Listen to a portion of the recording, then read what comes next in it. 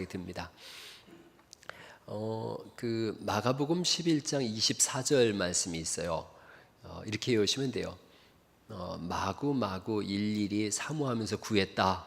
저 그렇게 외우는데, 독특한 재능을 능력을 가진 분들이 있어요. 우리 교회 정수진 주사님 같은 경우는 몇 장 찬송가 이게 딱 나와요. 저는 그게 그렇게 어렵거든요, 숫자하고. 근데 정수진 쌤은 뭐 예를 들어서 제가 외우는 370장 주 안에 있는 나에게 이런 식으로 탁 나오는 걸 보면서 되게 신기한데, 성경 구절도 어떤 분은 잘 외우는 분이 있고 또 잘 못 외우는 분이 있어요. 그래서 주일 낮 예배만큼은 한 구절씩 제가 외워야 되겠다. 52주면 52구절을 외울 수가 있잖아요.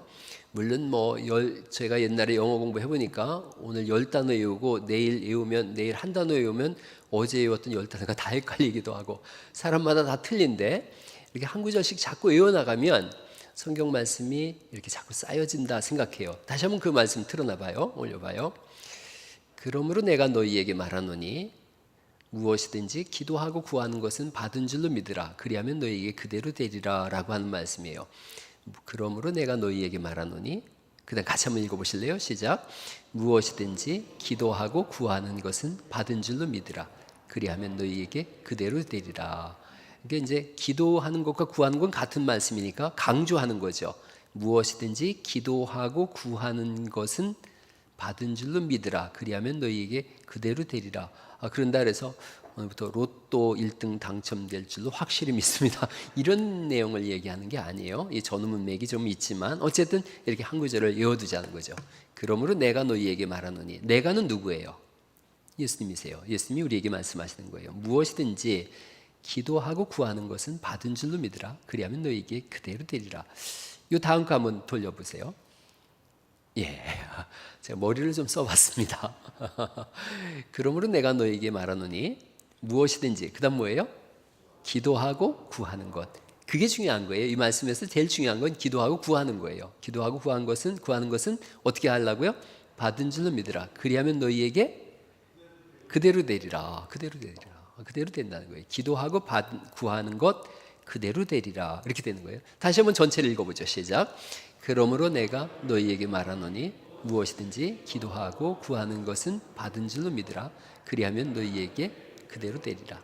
예, 이게 말씀이 마가복음 11장 24절이라서 저는 이 숫자 잘 못 외우거든요. 그래서 마구 일일이 사모하면서 구했다.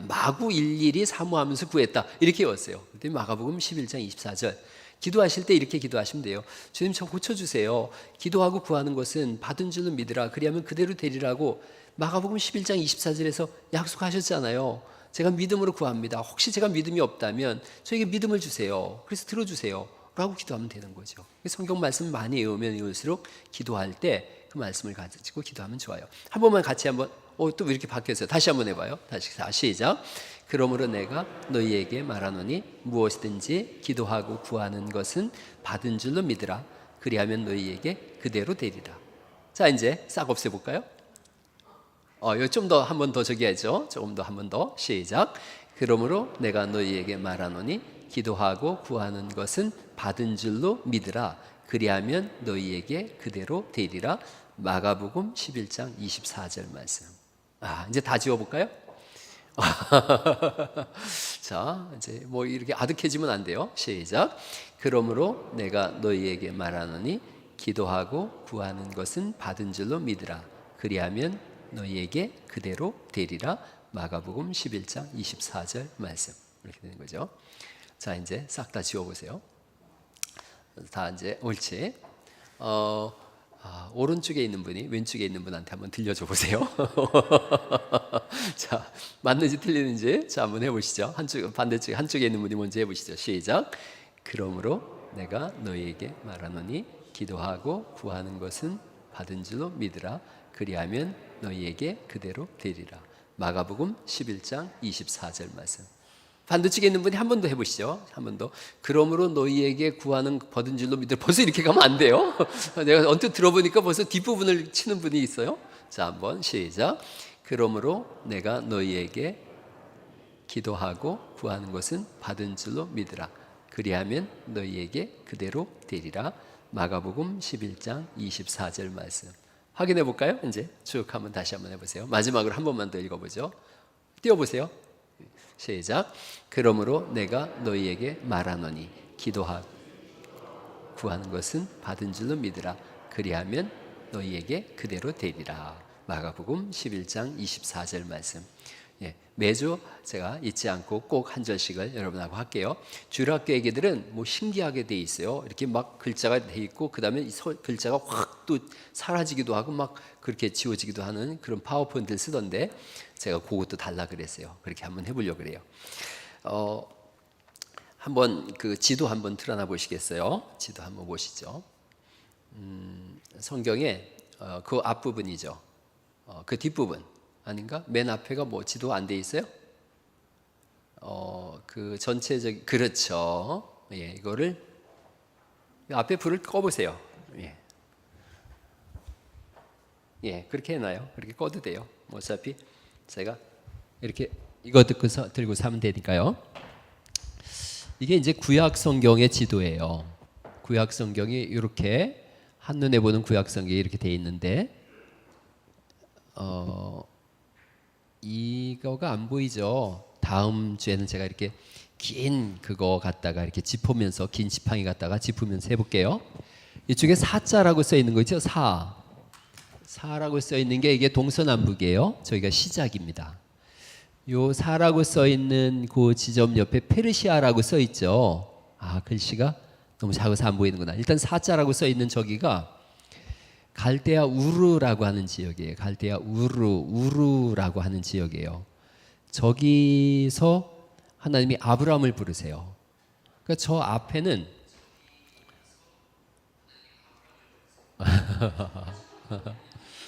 유튜브에서 현장 생중계가 된 장면인 거죠. 제 목소리가 이렇게 들리는군요. 사람이 자기 목소리 들으면 되게 이상해요. 그죠? 저도 제 목소리를 들어보면 되게 안 좋은데 엊그제 그 밥 먹으면서 이제 그 목회자 모임이 있었어요. 앞에 있는 분을 어디서 많이 본 것 같아요. 그래서 봤더니 봉동중앙교회 목사님이에요. 그래서 왜 봤나 했더니 우리 딸이 거기를 다니는 거예요. 지금. 그래서 이제 인사를 했죠. 인사를 하고 우리 딸이 그 얘기했거든요. 아빠 혹시라도 그 목사님 만나서 자기가 그 교회 다닌다고 하면 죽여버릴 거야. 그래서 이제 제가 이실직고했죠. 우리 딸이 죽인다고 하니까 절대 아는 척하지 말라고 그 얘기까지 했어요. 그리고 그년이 나보고 집사라고 그랬다고 그랬어요. 그랬는데 그분이 저를 알더라고요. 목소리를 들었대요. 그 극동방송에서는 목소리를 들었는데 너무너무 목소리가 좋아서 그분 표현이 그래서 자기 머릿속에 기억이 남는다고. 근데 저는 제 목소리 들으면 되게 이상하거든요. 그래서 사사기란마다 울림통이 있어서 자기 목소리를 잘 못 들어요. 근데 이렇게 남이 들어주는 얘기를 들어보면 되게 매력적이다 뭐 이런 표현을 합니다. 사실은 제가 얼굴도 먹고 사는 사람인데 자꾸 목소리 얘기만 해가지고 좀 거시기 하긴 한데 여러분의 목소리도 정말 매력적이고 좋아요. 사람마다 목소리가 지문처럼 남아있어서 참 보기 좋습니다. 자, 그런데 어쨌든 이쪽에 사라고 시작된 저기 지역에서 하나님이 아브라함을 부르세요. 그게 창세기 12장에 있는 사건입니다. 이걸 더 확대해서 볼 수도 있나요? 방송실? 저 사자 있는 부분을 더 확대해서 볼 수도 있어요? 다음엔 제가 저 자르다가 이렇게 보여드릴게요. 갈대아 우르에서 아브라함을 부르셔서 아브라함에게 이제 12장에 본토, 친척, 아비집을 떠나 내가 네게 지시하는 땅으로 가라 그렇게 말씀하세요. 근데 이제 아브라함의 아버지는 데라라고 하는 사람이에요. 데라. 근데 이 아버지가 하는 일이 우상 만드는 일을 했다 그래요. 그리고 실제로 이제 그 당시 역사적인 기록서를 보면 그 갈대아 우르 땅에서 신전이 있었는데 그 신전이 소위 피라미드 같은 그런 건 거예요. 그 신전에 가까운 쪽에 사는 사람들이 권력자였대요. 근데 아브라함의 아버지 데라는 그 가까운 곳에 살았다 그래요. 그쪽 그 지리학적으로 보면 그걸 보면 되게 권력이 있는 사람이었는데 이분이 어쨌든 나이가 들 때까지 뭐 자식도 없고 그냥 그랬어요. 근데 이제 하나님께서 가라 그러세요. 그래서 이제 그 본토 친척 아비집을 떠나가라 이러거든요. 그러니까 인정에 매여 있던 거, 자기가 세상에서 누렸던 걸 떠나는 거예요. 신앙생활의 출발은 떠남에서부터 시작됩니다. 떠나지 않으면 절대로 신앙생활 할 수가 없어요. 묶여 있으면 그 묶여 있으니까 못 떠나는 거예요. 그러니까 신앙생활은 내가 가지고 있는 가치관, 생각, 내 신앙 거기서부터 떠나야 돼요. 그러니까 사람마다 다 자기 주관이 있거든요. 또 자기가 생각하는 고정관념이 있어요. 고정관념에서 떠나지 않으면 신앙생활은 되게 어려워요. 여러분이 여기 갈릴리교회 오셨잖아요. 갈릴리교회 오셔서 만약에 옛날에 다니던 교회에 대한 고정관념을 가지고 신앙생활하면 부딪히기도 하고 어려움도 있어요. 교회마다 문화가 다 다르거든요. 그러니까 그런 것에서부터 일단 떠남이 신앙의 시작이에요. 그러니까 하나님께서 아브라함에게 떠나라 이렇게 말씀하세요. 떠나야 되는데 혼자 못 가죠. 저 당시는 경계선이 있어서 구역을 벗어난다는 건 생명을 걸어야 돼요. 그런데 여기 본토를 떠나가라고 하니까요. 그래서 내가 네게 지시하는 땅이 아니라 지시할 땅으로 가라 그러세요. 거기가 이제 이쪽에 가나안 땅이에요. 나중에 조금 이제 여러분이 더 앞에도 앉고 제가 저 확장해서 보여드리면 더 잘 보일 수 있어요. 오케이, 이렇게 보니까 보이네요. 쭉 가는데 저쪽 아수르라고 하는 이렇게 화살표 돼 있는 데 있죠. 파란 선으로 거기 정도까지 가요. 더 이상 못 건너가고 자기 아버지 데라와 또 자기 조카 롯도 데리고 가요. 그래서 가다가 그 경계선에서 그 경계선이 하란이라고 하는 곳이에요. 하란에서 더 이상 못 갑니다. 거길 건너가면 이방인 땅이에요. 그래서 거기서 이제 머물러 있는 거예요. 그러다가 이제 시간이 좀 지나면서 아버지 이제 데라가 죽어요. 아버지 데라가 죽고 하나님께서 또 말씀하시죠. 내가 네게 지시하는 땅으로 가라 그러세요. 그래서 그 경계선을 넘어가요. 하란이라는 말이 분리하다 이런 뜻이에요. 구분하다, 분리되다. 그러니까 역시나 떠남이에요. 신앙은 떠남에서 시작됩니다. 떠났어요. 그래서 어디까지 가냐면 저쪽 창세기라고 써 있는 데 있죠. 애굽 바로 그 이쪽 편에 애굽이라고 써 있고 창세기라고 써 있는 거기까지 그 지역 있는 가나안 땅까지 내려갑니다. 그래서 가나안 땅에 가서 이제 아이를 낳죠. 아브라함, 그 아들 이름이 이삭, 야곱, 요셉 이렇게 나요. 그래서 아이야요 이렇게 외운다 그랬어요. 한번 해보실까요? 시작. 아이야요 이렇게 아브라함이 이삭, 야곱, 요셉을 낳아요. 아브라함이 100살에 이삭을 낳는데 뭐 인간적인 생각에서는 아이를 낳을 수 없는 때인데 이미 자기 아내가 생리가 다 끝난 상황인데 하나님이 아이를 주세요. 그래서 하나님이 불가능한 것을 가능하게 하시는 분이구나를 훈련시키세요. 신앙은 끊임없이 하나님께서 훈련시키세요. 연단이라는 표현을 쓰는데 연단에 뒤집어서 얘기하면 단련이 되잖아요. 신앙은 훈련이에요. 그래서 하루아침에 이렇게 확 성장하는 건 없어요. 오늘 제가 우리 박성철 집사님한테 배드민턴부 들어오라 그랬어요. 근데 우리 교회 배드민턴 잘 치는 분이 김대현 집사님하고 조준희 집사님 그리고 박성철 집사님이 잘 쳐요. 그리고 이제 그 밑들은 다 뭐 비슷비슷한데 그 차대용 집사님이 좀 이제 운동을 많이 해가지고 그렇게 좀 잘 치고 또 장진영 목사하고 차대용 집사님하고 유영근 집사님 요 부류가 좀 형성되어져 있고 그리고 이제 그 밑으로 이제 여성부가 이렇게 형성되어 있는데 나를 글쎄 그 여성부하고 붙여놓는 거예요 자꾸. 그러나 어쨌든 뭐 제가 그 중에서는 당연히 뭐 제가 잘 치죠. 왼손으로 쳐주고 있어요 제가. 그러고 있는데 하루아침에 안 돼요. 운동 하루아침에 안 돼요. 신앙도 하루아침에 안 돼요. 습관이 하루아침에 바뀌나요? 안 바뀌어요.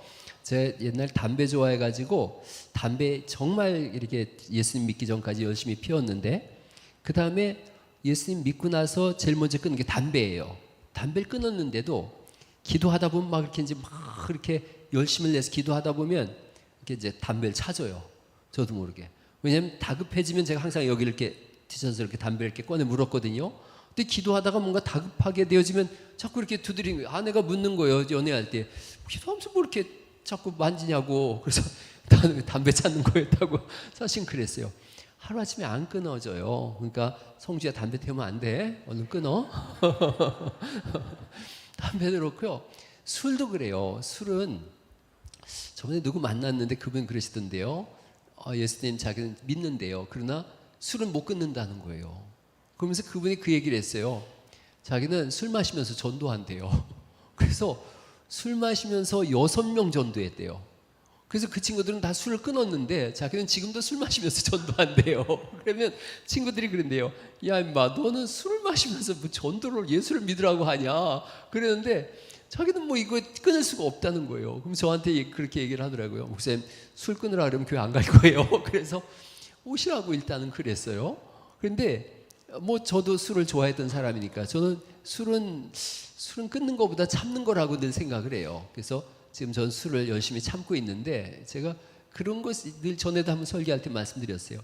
예수님을 위해서 뭔가 한 가지쯤은 내가 좋아하는 걸 참을 수도 있지 않을까 생각하는 거예요. 그래서 저는 술을 참기로 했어요. 그러니까 제가 영원히 술 안 마실 거예요. 저는 주님을 위해서 하나님 앞에 갔을 때 나를 위해서 너는 한 게 뭐 좀 있냐 그러면 그 중에 하나가 저 그래도 주님 위해서 술은 끊었어요. 술은 참았어요.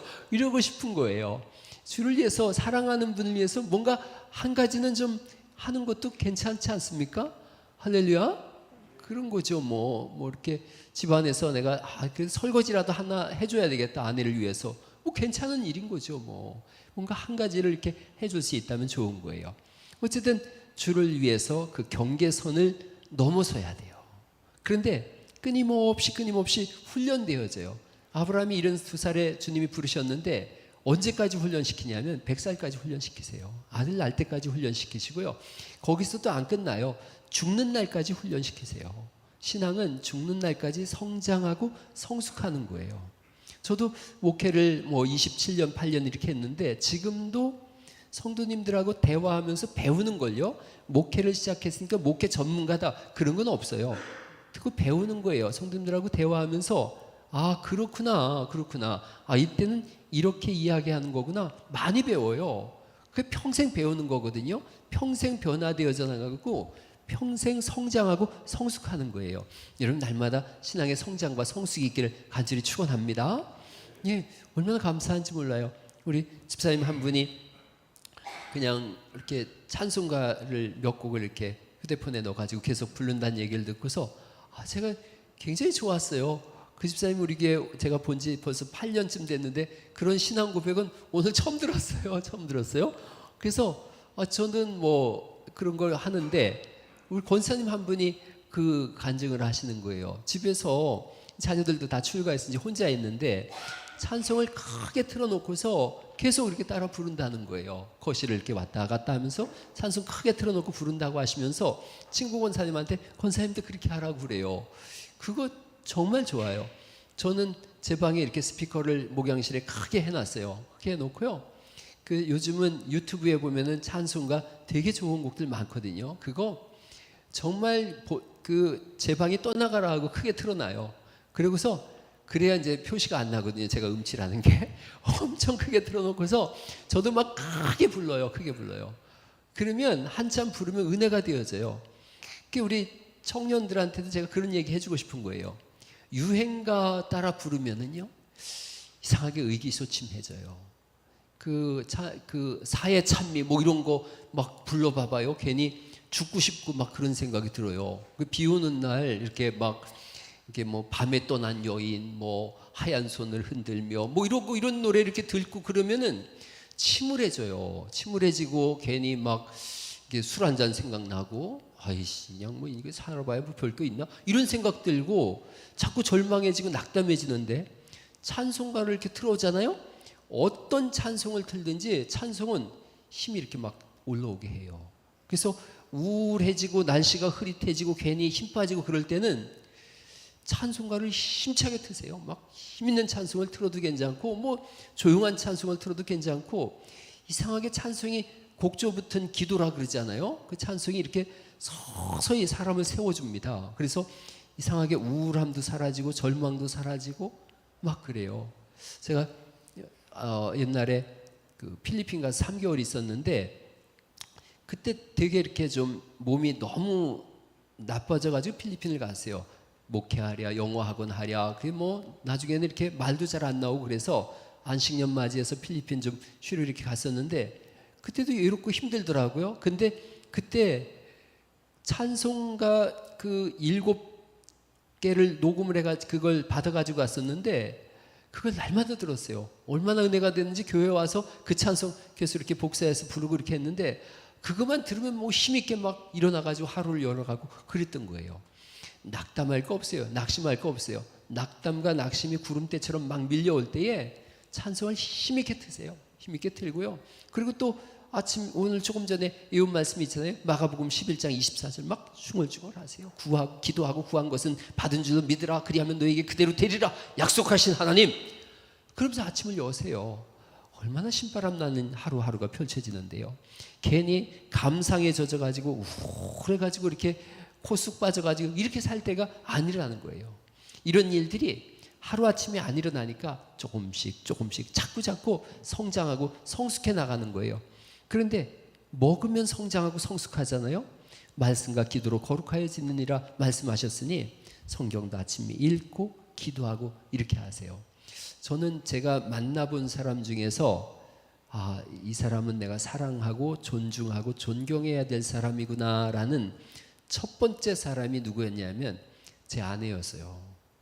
여러분이 제 아내에 대해서 잘 모르지만 제 아내는 되게 내성적인 사람이거든요. 그런데 이 사람 중학교 때부터 새벽 예배를 이렇게 다니더라고요.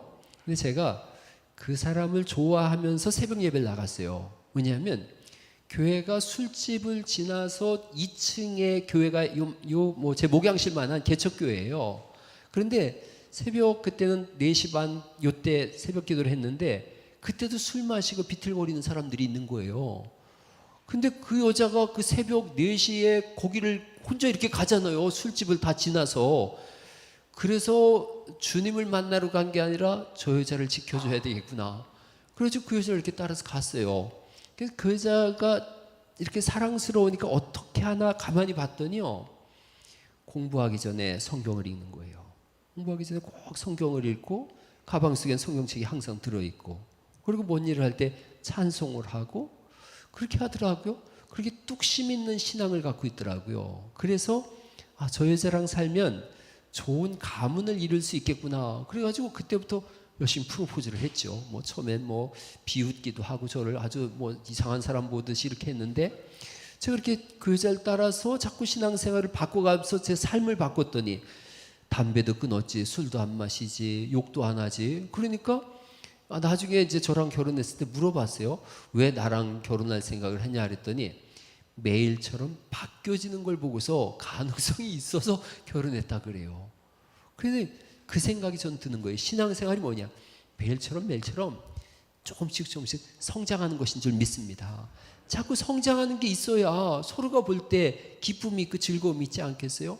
10년 믿었는데 10년 전보다 믿음이 못하다. 그러면 낙담되어지죠. 보는 사람도 실망하고 10년, 20년 지났는데 점점 더 이 사람이 조금씩 신앙이 성장하더라. 그러면 서로가 박수 쳐주잖아요.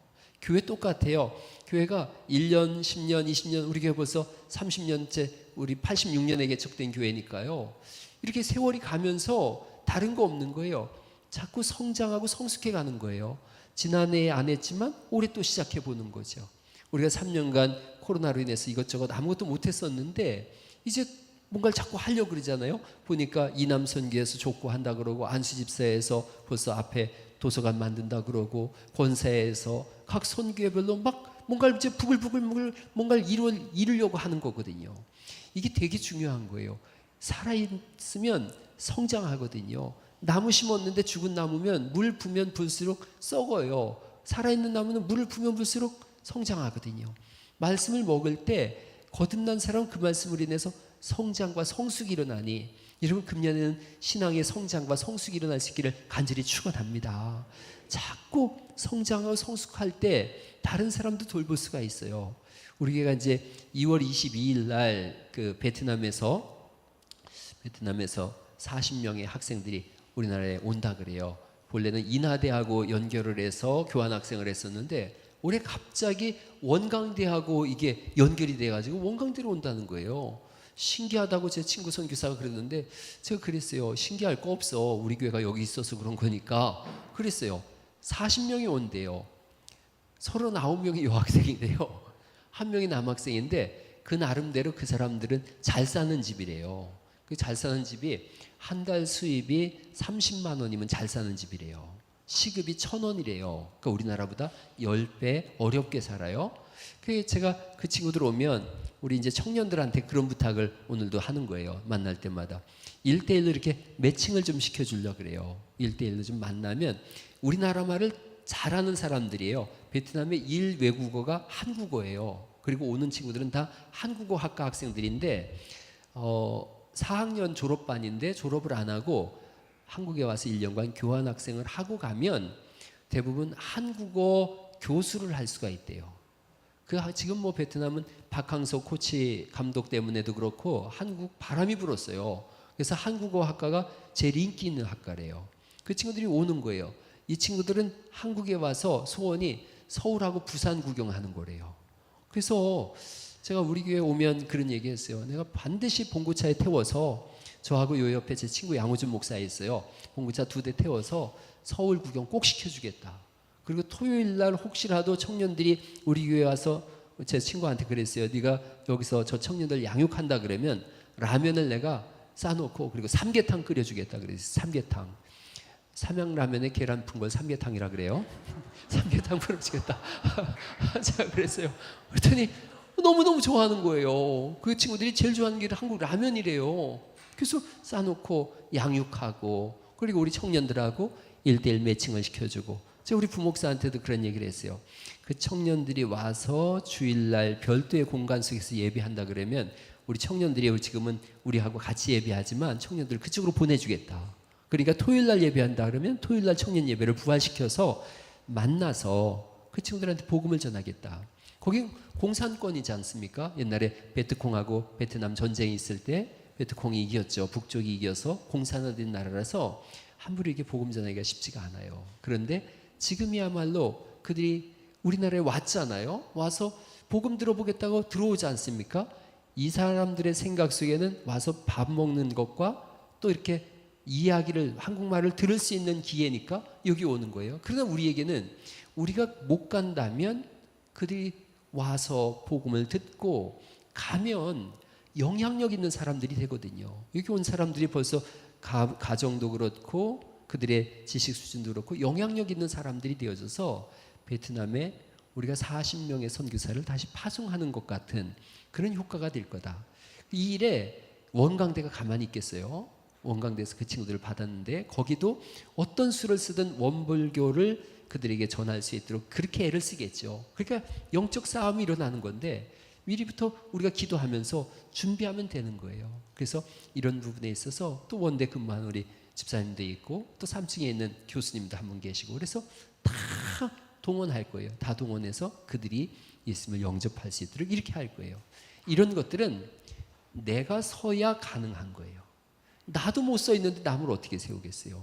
그래서 내가 신앙으로 성장하고 성숙하고 우뚝 서서 말씀이 우리 안에서 늘 넘쳐나고 그래서 입을 열면 하나님의 말씀이 터져나오고 삶 속엔 찬송이 읊어지고 누굴 만나든 그리스도 예수님을 증거할 수 있는 그런 신앙의 사람이 되어질 때 그 사람들에게도 복음을 전할 수 있는 힘이 되어집니다. 그러니까 이 오후 예배 때 꼭 오셔서 이제 저 지도를 제가 좀 더 세분화할 거예요. 세분화해서 여러분에게 창세기부터 요한계시록까지 지도도 그릴 줄 알고 하나님의 구원의 역사가 어떻게 흘러가는지 수요일 날 이만큼만 와도 좋겠어요. 수요일 날마다 제가 구원의 역사에 대해서 설교하고 있어요. 하나님의 구원의 역사가 창세기부터 어떻게 흘러가는지에 대해서 제가 아주 자세하게 잘 설교하고 있는데 오셔서 자꾸 들으시고 믿음은 뭐에서 난다고요? 들음에서 나며 들으면 그리스도 예수의 말씀이라 그랬으니까 들으시고 성숙하고 성장하셔서 개인적으로는 신앙의 사람으로 서고 가정은 믿음의 가문으로 세워지고 교회를 통해서는 하나님의 말씀이 증거되어져서 여러분 한 사람 한 사람이 하나님 앞에 귀하게 쓰임받고 어느 날인가 주님 앞에 섰을 때 잘했다 충성된 종아 라는 칭찬을 하늘로부터 받는 그런 은혜가 있기를 예수님 이름으로 축원합니다.